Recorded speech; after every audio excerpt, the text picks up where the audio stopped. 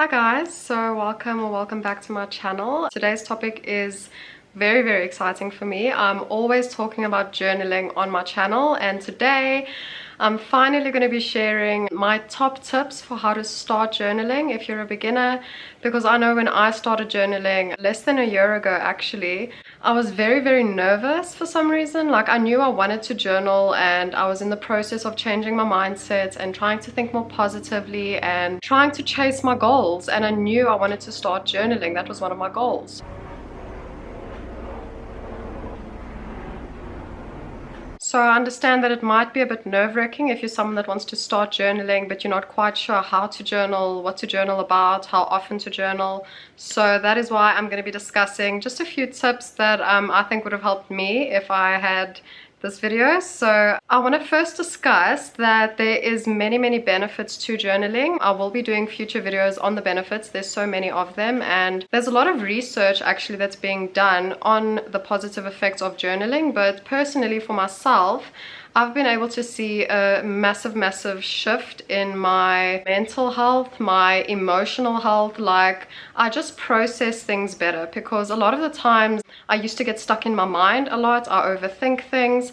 So journaling for me really helped me just to like process whatever it is that's going in my mind, so that my mind doesn't get carried away. So it's been a massive stress reliever as well, and it's very therapeutic. It's this amazing thing that happens when you start to just let everything out. It's just been an amazing experience for me. So I am always telling people that they should start journaling, and what's great about it is that it is free. I mean, all you need to pay for is a book if you decide to write on paper, or you can even do it on the app on your phone, but I will be discussing that just now. Another thing is that it's private, right? So no one needs to see what you journal about. You don't need to worry about being judged by anyone for what you write in a journal, so you can really journal about anything. Okay, so tip number one is to obviously decide what you want to journal about. So maybe you want to, like I did, I wanted to change my mindset. I wanted to really manifest a lot into my life that was positive. I wanted to work on goals. I actually wanted a place where I could vent if I needed to, and that really helps me reduce my stress. It helps me not to overthink so much. Another thing you can do for journaling is planning out. Maybe you've got a project that you're working on at work, or maybe you've got something that you're doing as a hobby that you need to plan out. You can really journal about whatever you want to journal about, whatever you feel like you want to express. Another thing that I wanted to include as part of my journaling was to do gratitude journaling. So this was part of my mindset shift that I was trying to do. I had heard a lot about gratitude, and I'm like, I'm already grateful. But it's really important to just make time to remember what you're grateful for, because I used to go for days at a time and just be in this like anxious loop or the sad loop, and it's because I let my mind kind of just take over, and I never really made the time to like snap out of it, you know what I mean? So it's always good to just note down a few things that you're grateful for, just so that you remind yourself, you know, that there is still good in your life, that whatever is happening in your life that's challenging you, that's bringing you down, whatever it is that's going on in your life, there is always something to be grateful for. Even if you're just grateful for the fact that you're still alive, that you're healthy, that you have your family, that you have food to eat, that you have somewhere to live. There's so much to be grateful for, and so I definitely made gratitude part of my journaling process. Okay, so the next thing, you want to decide if you're gonna have a book journal, like a paper journal, or if you're gonna be doing it digitally. So there's lots of apps that you can use, like a notes app.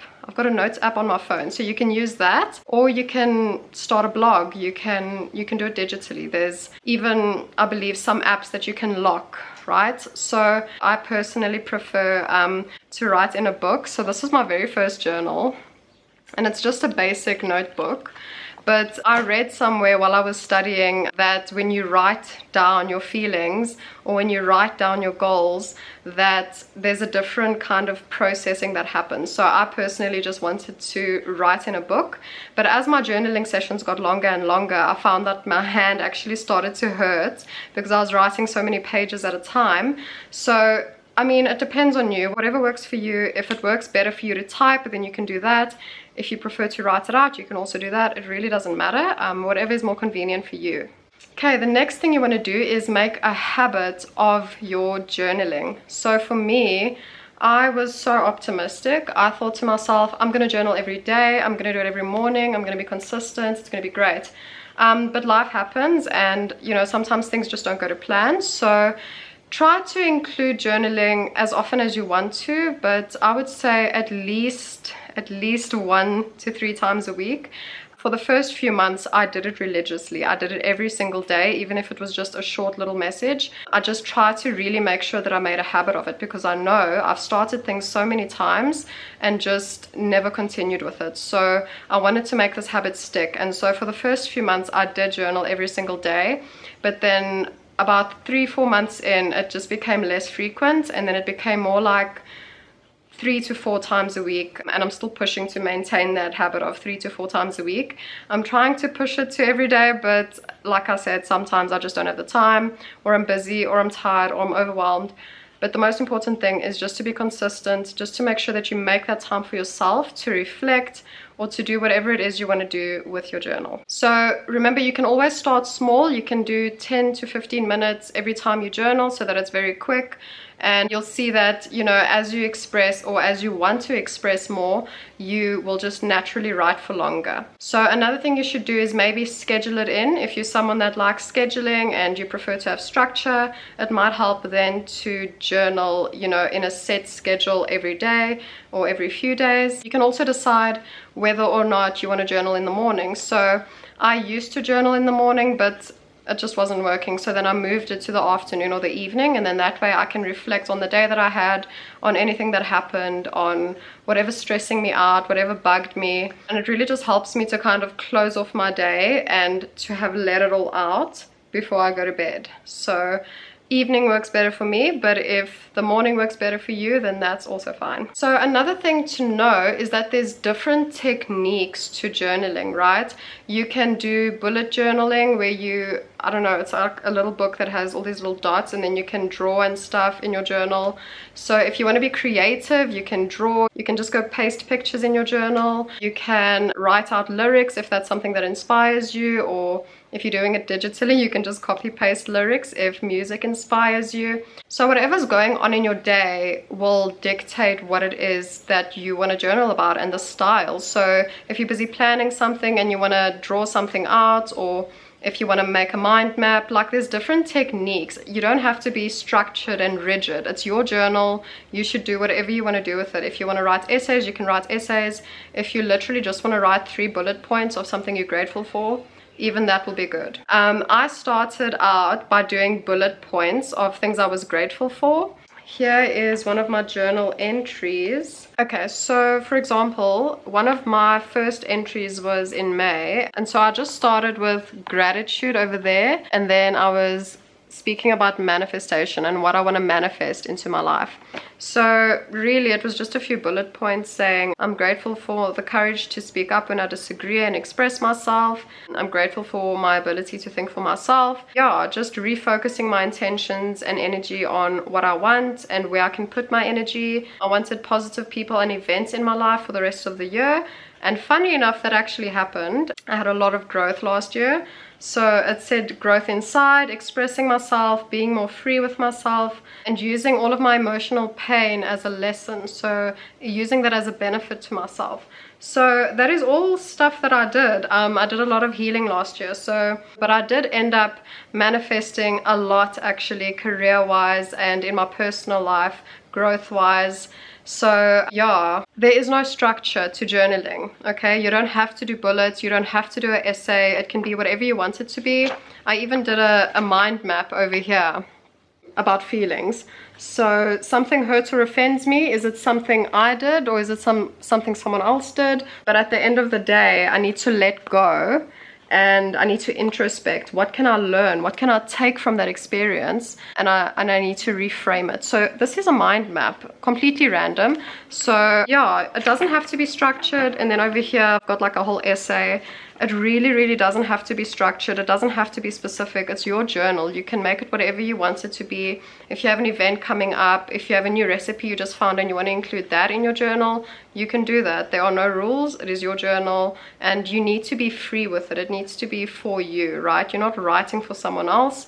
You're writing for yourself. I think my style of journaling has changed so much over the months that I've been journaling. It started out with bullet points, and it slowly evolved into full essays. I write now for pages and pages. So whatever is coming to you on that day, or if you have something that's bothering you, I usually like to journal about something that's been on my mind, something that I'm struggling to deal with, something that's bugging me, something that's bringing my energy down, so that I can get it out, right? Because you don't need to store that energy. It's very, very important to get that negative energy out of you. For me, that is very, very helpful when I journal. It's cathartic. It's like this release that happens of all of this negative energy. So it helps me to really just acknowledge how I'm feeling about a situation, and often I'll find that it's not as bad as I thought, or I'm overthinking it, or I'm overanalyzing it. So again, that's just another benefit of journaling, is that it helps your brain to process what you're experiencing, and it helps your brain to kind of just see it from a different perspective and to reframe it into something else, right? So if something negative happens in your day, you can write it out, you can say how you feel, and by doing that, it helps you release that negative energy. So very, very important. Okay, so my next tip is to use what works and change what isn't working for you. So if you started journaling in the morning but you realize you don't like it, you don't have enough time, you feel rushed during journaling because you've got somewhere to go, then you can obviously then make that change and journal either in the afternoon, maybe in your lunch break, or in the evening right before you go to bed, so you can see what's working for you and see what isn't. If you feel like you aren't enjoying what you're writing about, then you can also change that. There's really no rules. Like I said, it is your journal, so you can just see what's working for you. Just try to make sure that you are enjoying the process of journaling.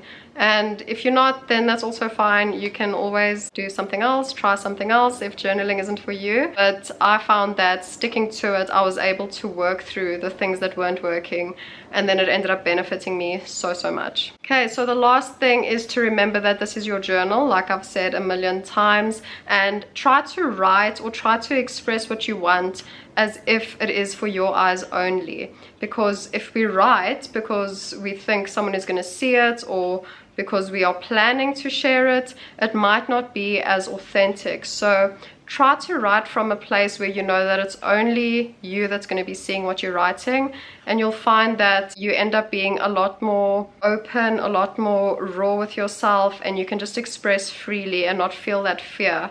And if you are worried about someone seeing it, you can keep it somewhere where no one will find it. There are apps, I believe, that you can lock. Just try to make sure that when you are writing and when you are journaling, that you're expressing what's true for you. But that is basically it for today's video. I will definitely be making a lot more videos on journaling, so be sure to check those out when they come. But until then, I'll see you in my next video, and I'm sending you all peace and love.